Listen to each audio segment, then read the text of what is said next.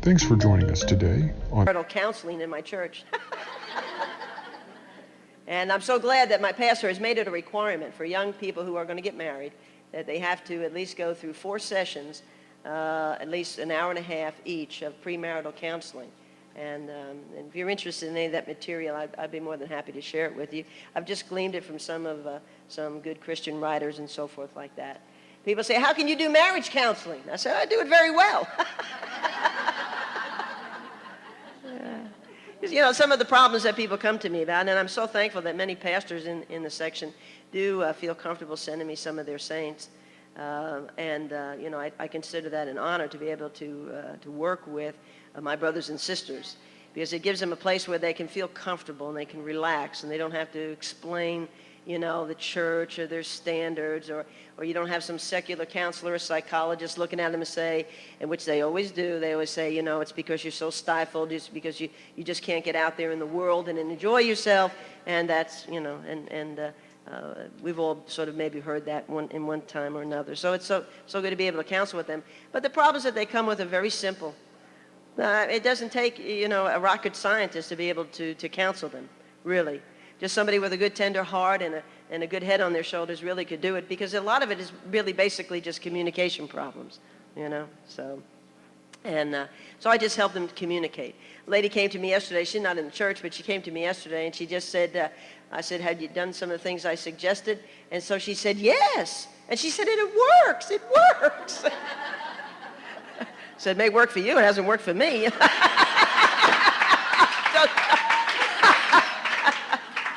But I always tell the Lord, if you're going to keep me single, keep me busy, you know. It's nice to be with Sister Rita and all the rest. I'm sorry I wasn't here for the other speakers. I wish I could have been, but I was unable to come. And I didn't quite know what Sister Gerald wanted me to do with interaction. I wasn't quite sure. You know, we didn't have a lot of time to discuss that, and called Sister Green, and she told me, well, just do whatever you feel like doing. And those are almost the kiss of death, you know, because then you really don't know what to do, you know. So I was just asking the Lord. I said, Lord, what do you want me to do with this time? And so he just gave me a thought, and I won't keep you very long. And I know you're anxious to get back. Okay, all right, I'll keep you longer. Somebody say, no, go ahead, I don't want to go back. But, you know, every speaker comes up, they always I want to say all my thank yous to everybody who was responsible, the committee, for asking me to come. I want to thank you, each and every one, whoever you are. I think consider it a blessing. So I want to make sure I get all that nice stuff in, because I really do mean it, you know, because when you're 58 and you're single, you're just glad to be anywhere. Actually, I'm 57, really. I'm going to be 58, so, you know. Getting older there, I tell you. You know, your life, do you ever have to change in your life? You know? Yeah, boy, I'm telling you. And somebody said to me the other day, he said, well, you're going to have to come speak for us, but you've spoken here several times, so don't forget to change your topic. And I said, change? What I'm going to speak about? Change? I got to change? I have to change what I'm going to talk about? You know, my mainstay, laughing your way through stress, I've got to change that? How can I change that? I can't change that. I said, what do I know? And all of a sudden, I said, calm down. I started to panic. I started to get scared. And I said, I got to change. I mean, you know, I've done something for so long. How can I change? And then I realized, wait a minute. I know everything there is to know about change. I'm a 57-year-old menopausal, hot-flashing, dried-up old lady. I know how to change.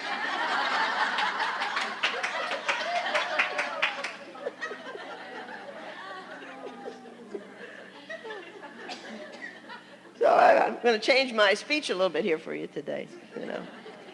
I know that my heart, I love the ministry, and I've always wanted, you know, if at my funeral somebody could at least say to me that she was a lover of the ministry, she was a friend to the ministry, then I certainly, that would really be a blessing.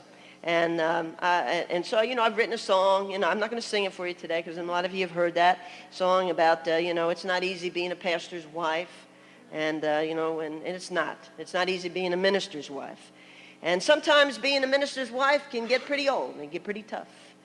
And in fact, you know that your job as a minister's wife is getting pretty tough when you really hesitate to tell people what you do for a living. You ever notice that? You know? You know your job as a minister's wife is getting pretty difficult when you wonder why people couldn't die at more appropriate times.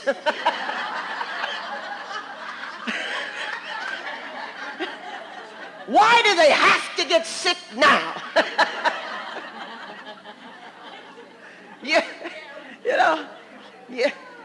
You wonder. You begin to wonder that your job as a minister's wife is no longer getting as easy as it used to be when the church picnic is not a picnic for you anymore. You know your job as a minister's wife is getting a little bit difficult when you know that you're the only one who's going to jiggle the handle on the commodes on your way out of church.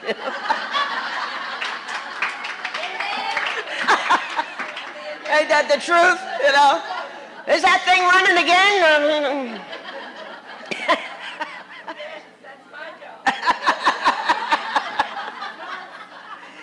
You know that your job as a minister's wife is getting a little bit difficult when you really want to lay hands on that dear old saint's neck right there.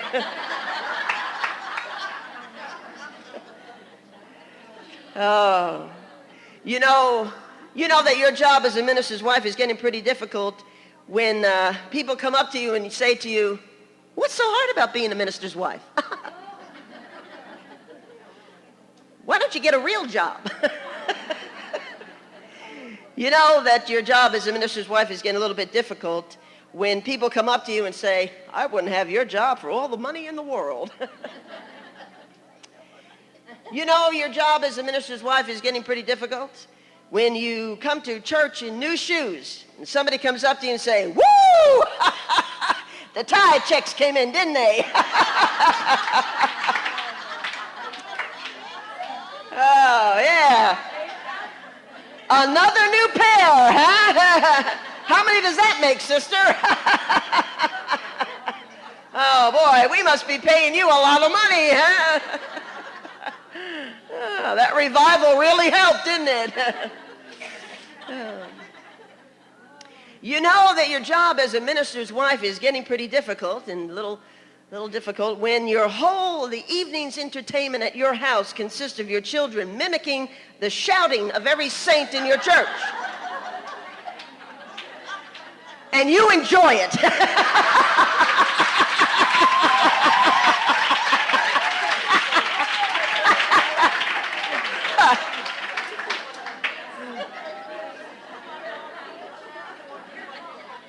You know that your job as a minister's wife is really getting to you, and when you can stand in church and you can roll your eyes from side to side and even around the back of your head without ever moving your head, watching the youth come in and out of the church.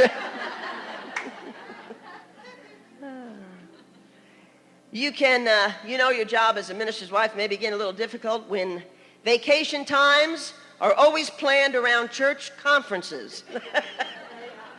In fact, the only vacations you take are at church conferences. You know that your job as a minister's wife is getting difficult because after you spend about 30 minutes telling your husband, the pastor, or the minister, how sister so-and-so hurt your feelings, and all he tells you is, "Why don't you just forget about it?" I mean, why do you let it bother you? Why don't you just let it go? You know your job as a minister's wife is getting a little bit difficult when your fundraising idea of renting out the baptismal as a holy hot tub during the summer months is rejected, and you don't know why. Sounded good to you. Bringing a lot of money there.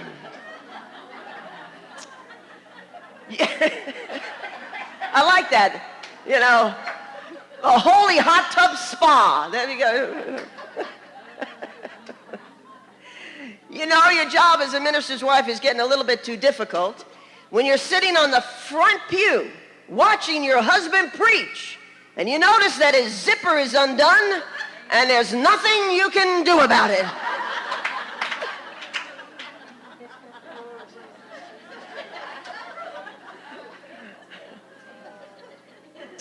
You know your job as a minister's wife is getting a little bit difficult when all the saints The only thing they do is talk at you and not to you.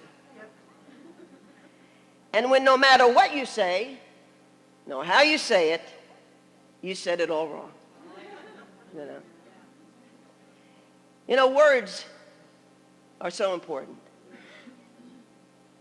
At the end there, Sister Rita was talking about the Word of God and how important it is. Sister Joe was mentioning about the Word of God and how important those words are. But our words to each other are so very important. And the Bible says in the book of Proverbs that words fitly spoken are like apples of gold and pitchers of silver.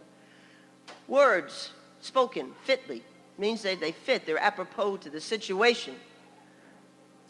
And, you know, and everybody in here, we all have different languages. And a lot of times, and I just noticed this the other day, I went up to my good pastor's wife, and I was asking her, and I said, did you check with Brother Green on such and such, and blah, blah, blah, blah, blah. I never even stopped to say, hi, how are you? You feeling okay? How's everything going?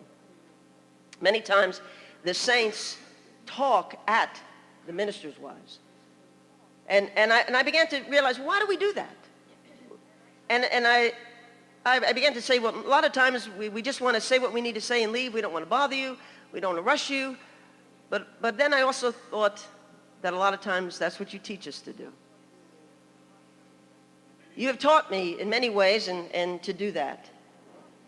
Because many times if I did come up to you and say, how are you doing? Now, obviously, as a saint in the pew, there is a certain distance that has to be kept. In the secular world, we would say a professional distance. And so if I would come up to you and say, how are you doing? You'd say, oh, I'm doing fine, I'm doing blessed. And yet I know you're hurting. I know something's wrong.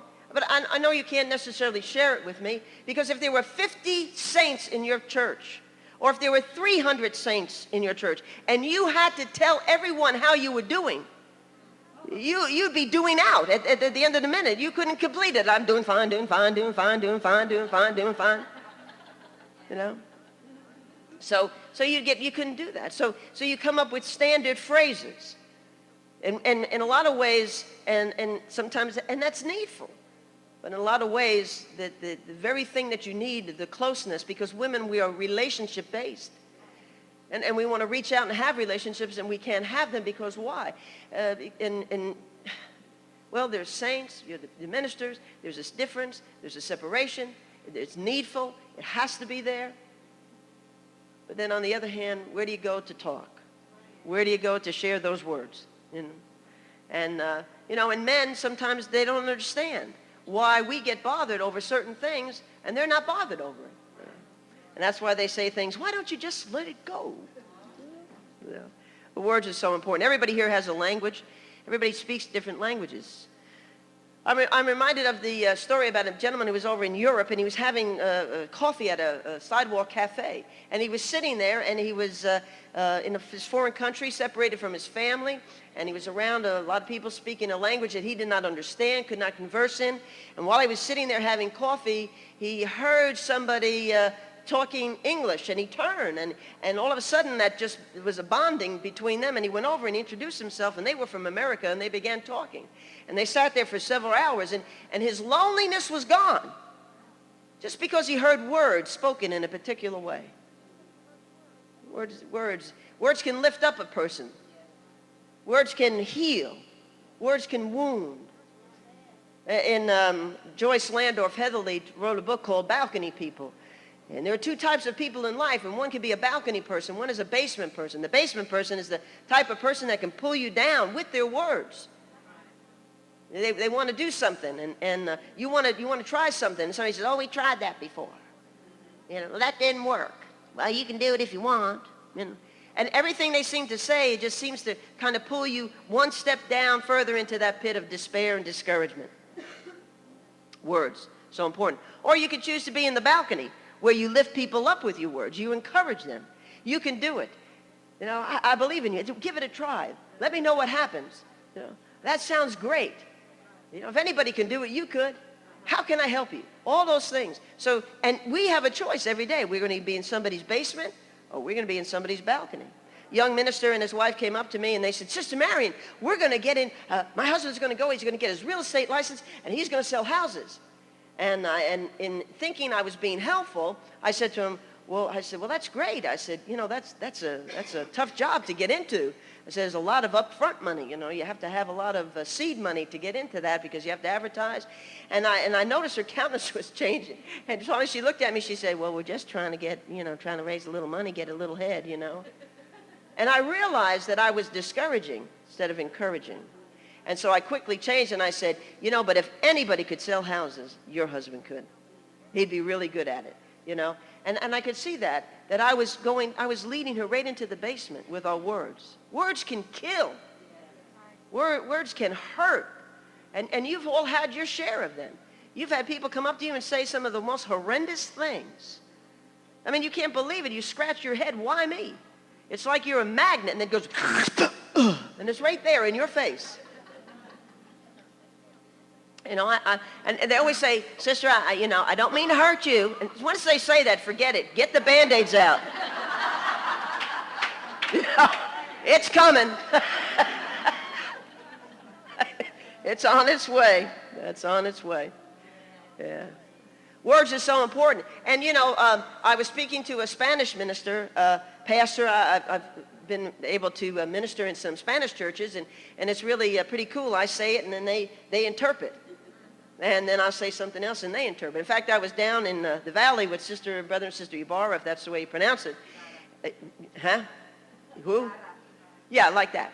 And that's good words. And so I'm up there, and it was a Sunday service, and so the pastor tells me now, when you get up there, instead of having individual interpreters sitting next to people, they're going to have an interpreter up on the platform. And I said, oh, well, how does that work? And he said, well, when you say it, they'll say it. And if you say it, with enthusiasm, they'll say it with enthusiasm, just the way you do. And I said, oh. I said, well, who's going to interpret?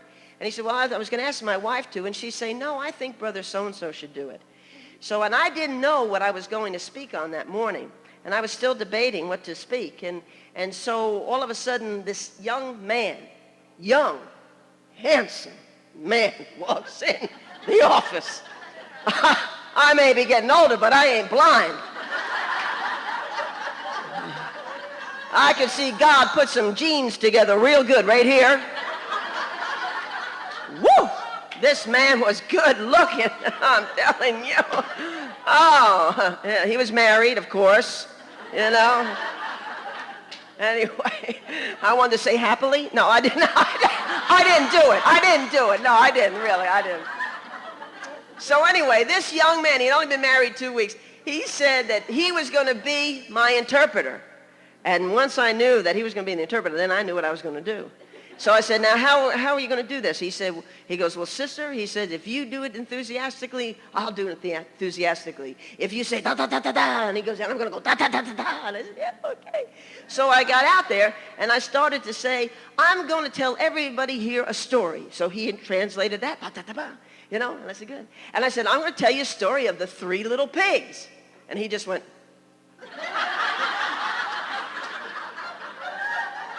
I said, come on, interpret. So he said, no, And I said, okay, now you ready? Okay, now, and you do it just like I do, right? He goes, mm-hmm. So I go, okay, ready? And I went, once upon a time,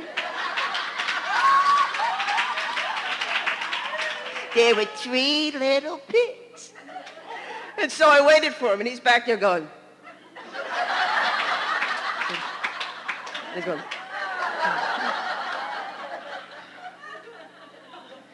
eat them out.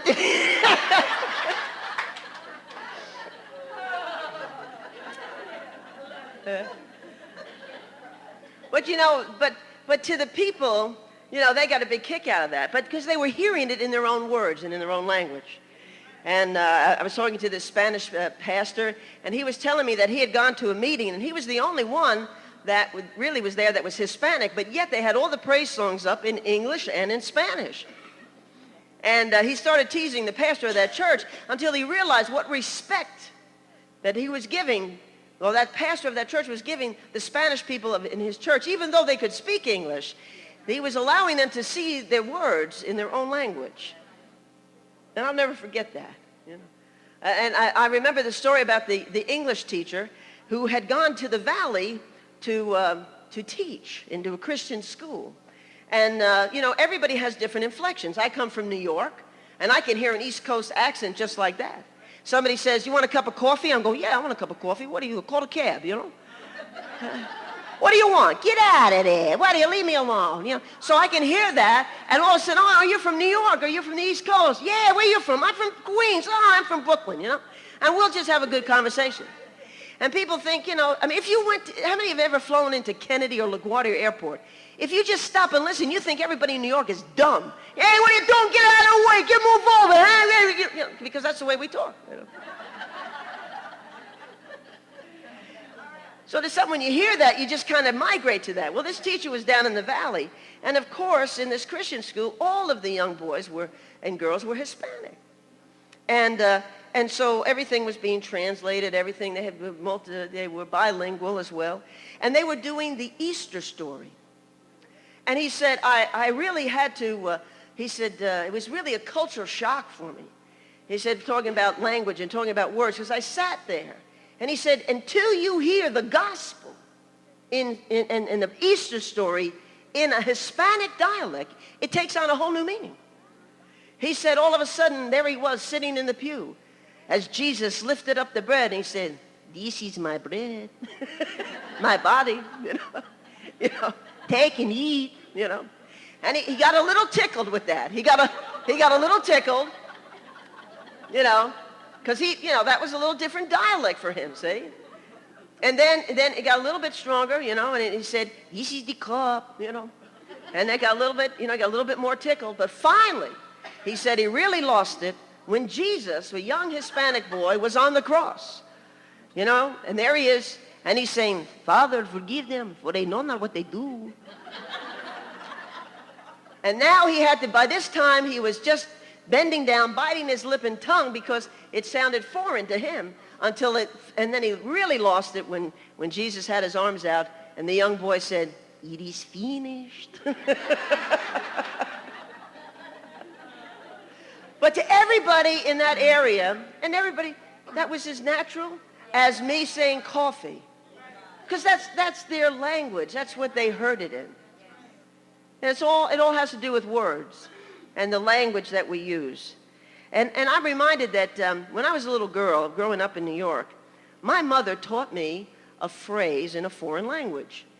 My grandparents on my mother's side both came from Hungary over in Europe. And so my mother was raised understanding and learning Hungarian. And you know what that is? That's nothing but words. And to any of you, that may not mean anything. But there was a particular phrase that my grandmother taught my mother taught me, and my sister. And she would teach us all these different phrases, mostly when she was mad at us. We got a lot of those phrases. But not bad phrases, but just a lot of Hungarian phrases. She would yell out, all of a sudden, my mother would yell to us, Michinos! That means, be careful, watch out. She'd say, Mia boy, what are you doing? And if she really got mad at me, she said, which means I'll give you the back of my hand, you stupid kid, you. I got that a lot. I got that one a lot. But there was one phrase that my grandmother taught my mother taught me, that was a very endearing phrase. And my mother used to always say, in fact, when you hear it, it doesn't really mean anything to you unless you really understood the Hungarian. And you could really get down and understand it and what it means. Because in something, she said, it always loses something in the interpretation. But those words, she said, meant something so endearing and so loving. And what my grandmother had taught my mother taught me were simply these words. Now listen to these beautiful words. My mother taught me to say them to her many, many times. Igen sedeklek édes anyám. Isn't that beautiful? Huh? Doesn't that thrill you? Huh? Can we just pray over that? No. Unless you're Hungarian, you don't know what those words mean. It doesn't ring in your ear. It doesn't have the meaning, does it? No, those words don't. But you see, when I would say that to my mother, as my mother would say it to her mother, they would just melt like if you put butter into a 350-degree oven. Just melt. Because you see, when I would say to my mother, Igen sedeklek édes anyám, That meant to her that she was the most beautiful, most wonderful, greatest mother in all the world, and I loved her to entity beyond. She said, I can't even put it into words. It was April 19th, 1985. It was my mother's 72nd birthday. I had sent her a dozen yellow roses. And she was in the hospital. She had been diagnosed with cancer on April 3rd. And so I called her, and I was waiting. I had one more week left in the school district where I was counseling, and I was on my way home, and I was going to spend the rest of the summer home, and I was just going to stay home until my mother either was healed or the Lord took her home. So I was waiting to put all my sick days at the other end, and I had gotten conflicting information. Yes, she's sick. No, she's sick. Yes, she comes. No, all that. So it was her birthday, and I called her up, and I talked to my father, and I said, how's Mom? Fine. She get my roses? Yes. And, oh, she loved them. Everything's fine. I said, well, how is she doing? Well, she's a little tired. She's had some company. Billy was here. He's my foster brother, and his wife, and so-and-so. And she said, she's a little tired right now. And I said, well, can I talk to her? And he said, well, she's a little tired, honey. And I said, oh, well, okay. Well, just tell her I'll be home next week, and, tell her happy birthday. And then he said, okay, I will. But he didn't hang up, and I didn't hang up. And then there was a long pause on the phone. And I didn't know what to do. And finally he said, well, here, let me put the phone by your ear. And so I said, oh, okay. So in her weak voice I heard, she goes, hi, honey. I said, hi, Mom. I said, happy birthday. I said, I'll be home next week. I'm coming. And so she said, okay. And I said, I love you and all that sort of good stuff. And she said, I love you. And I said, did you have a good visit with Billy? And I said, yes. And, just one word answers. And then I said, well, Mom, I better go. I don't want to keep you. I don't want to tire you out. And she said, okay. And I said, Mom. And she said, what? And I said, Igen sedek lek édesanyám. And those were the last words I ever spoke to my mother. She died the next morning. But I'm so glad that God gave me those words to speak. The words that she always wanted to hear. The words that, regardless of whatever I said, when I spoke those words to her, something would come all over her. And she longed to hear them over and over again. And sisters, as I look out at you, and I know that there's so much in your life that you have to keep secret from me because I'm just a saint on a pew. But I do have a sensitive heart. And there is I know that there within you, within your life, there are words. There are healing words. There are ministering type words that you have always wanted to hear. Maybe it was something that you wanted your father to always say to you. Maybe it was something that you needed your mother to always tell you. Maybe it was something that you needed a friend to tell you. Maybe it was something that you needed God himself to just, if he could just as if it were, come down and whisper in your ear.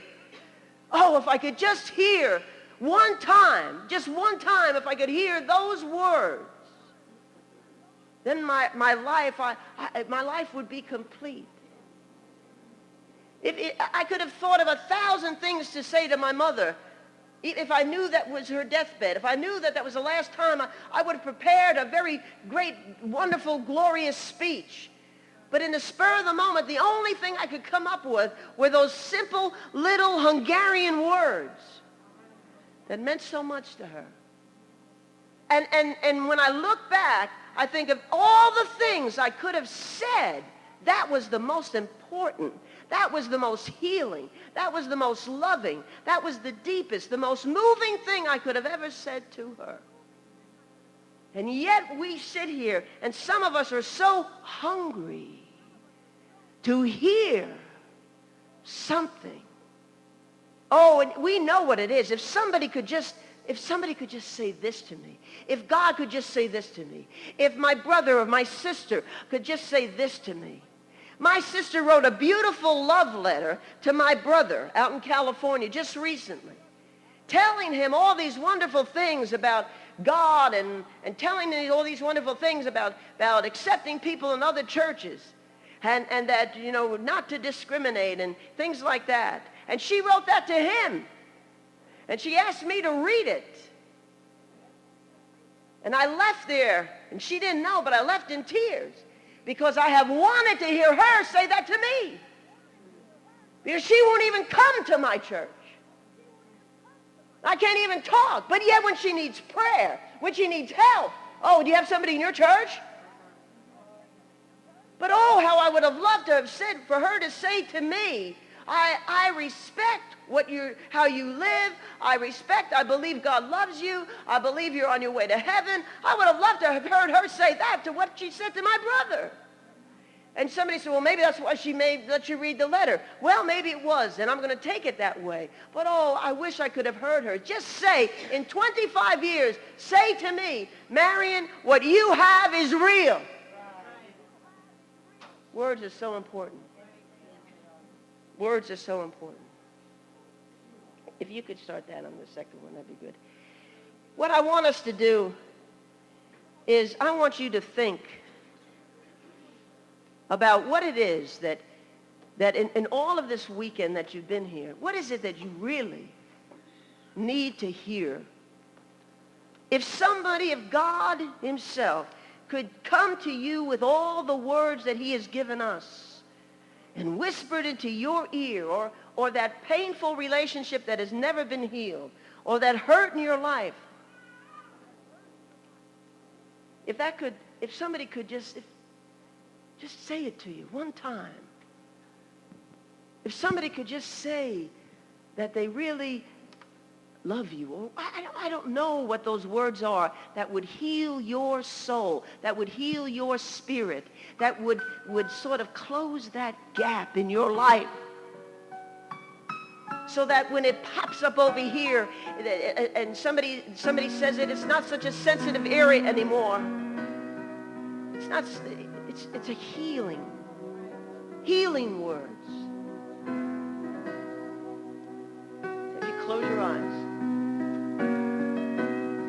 and I want you to think that if God himself were to come into this room, or whoever in your life you need to hear those words from, I want you to think about that individual or Christ himself and the words that you've always wanted to hear from somebody. Only you know them. Only you know what those words are. You don't want to tell anybody because it wouldn't be any good if you did. They're your words, what you need to hear. Now as that music plays, when I ask you to, when you have the words that you have always wanted to hear, I'm going to ask you to open your eyes. And then I'm going to ask you to take those words that you've always wanted to hear and go whisper them in some other sister's ear. Because the very words that you've wanted to hear are probably the very words that they've been waiting to hear.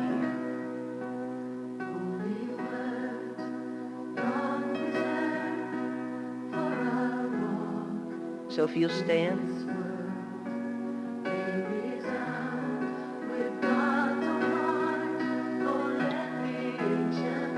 And in silence, find some other sister. The Lord will lead you to that one.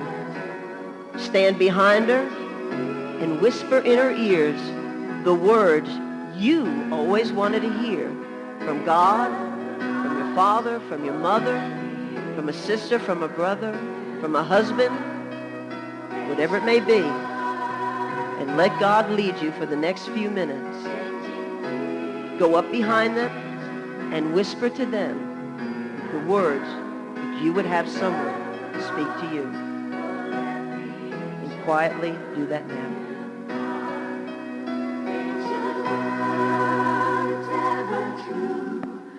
Changing me and changing you. We have come with open arms. Oh, let me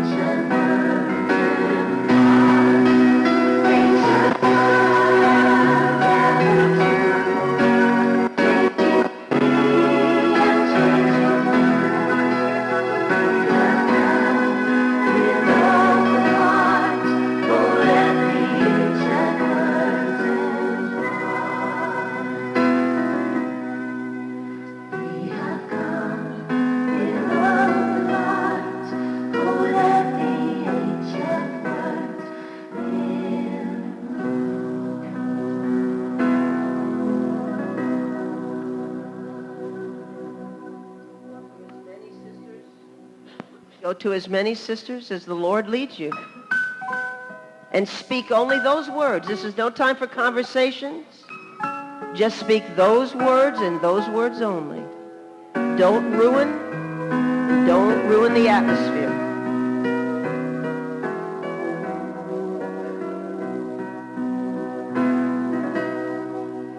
Holy words, long preserved for our walk in this world. They resound with God's own heart. Oh, let the ancient words impart. Words of life, words of hope, give us strength, help us cope in this world where'er we roam. Ancient words will guide us home.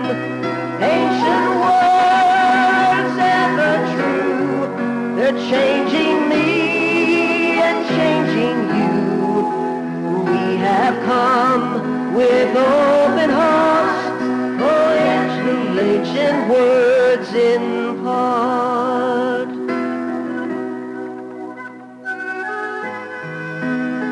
Now let's thank God for the ancient words that He's given us. Keep playing them. Oh, let the ancient words impart. God bless you.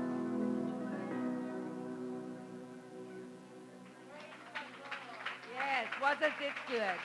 Praise the Lord. Let's give a... Please like, comment, and subscribe.